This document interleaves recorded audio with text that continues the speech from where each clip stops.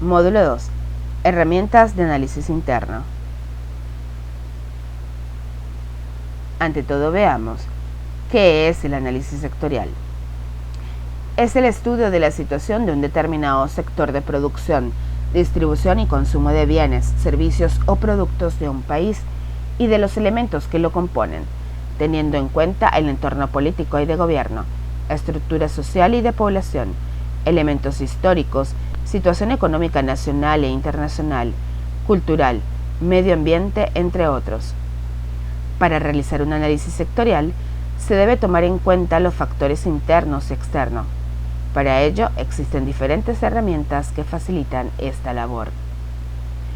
No se debe olvidar que a la hora de realizar un análisis sectorial, también es de vital importancia contar con la información relativa a la economía mundial y nacional, así como los recursos tecnológicos disponibles, la demografía y la estructura social.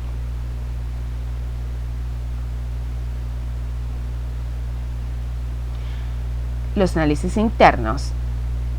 Entre algunas herramientas tenemos el análisis funcional, el perfil estratégico de la empresa y la cadena de valor. Podemos observar un esquema general de análisis interno, donde podamos prever cuáles son sus recursos. Según su naturaleza, estos pueden ser físicos, humanos, tecnológicos y financieros, según son tangibles o intangibles y su legalidad.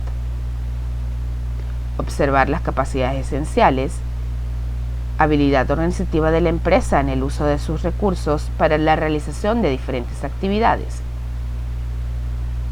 Prestar atención a las capacidades distintivas, que son aquellas incorporadas en la organización de la empresa y conformada por recursos escasos, relevantes, duraderos, de movilidad imperfecta y difíciles de replicar, así como tomar en cuenta la definición de puntos débiles y fuertes para alcanzar la ventaja competitiva.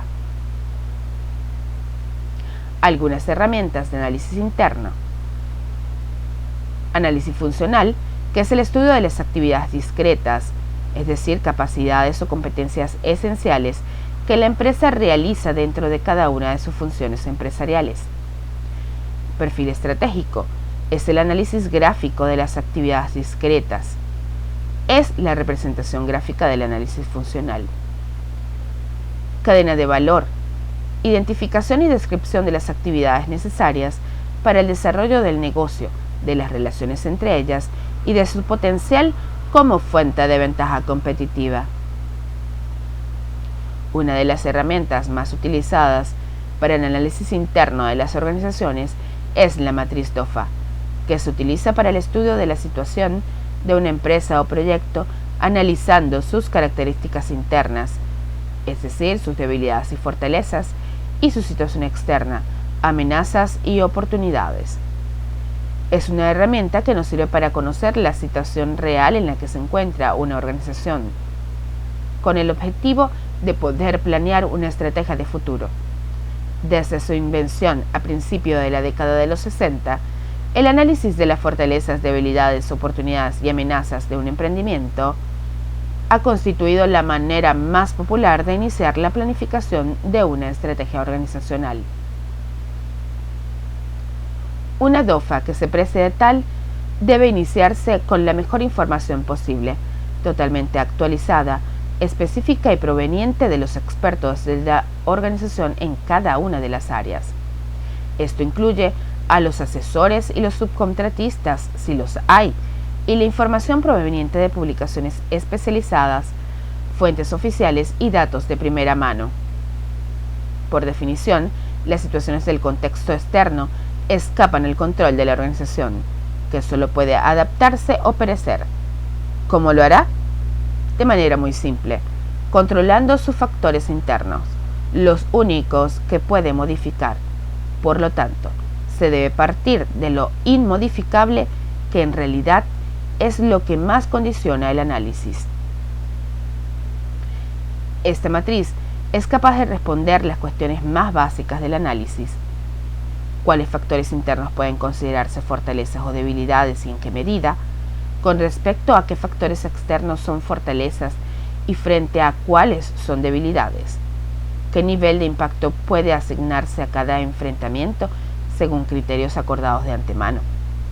¿Qué valor de ponderación se acumula en cada uno de los elementos internos del análisis, lo cual nos permite identificar las verdaderas debilidades y fortalezas de nuestra empresa y sus significados estratégicos? ¿Y qué valor de ponderación se acumula en cada uno de los elementos externos para mejor identificar las amenazas y las oportunidades?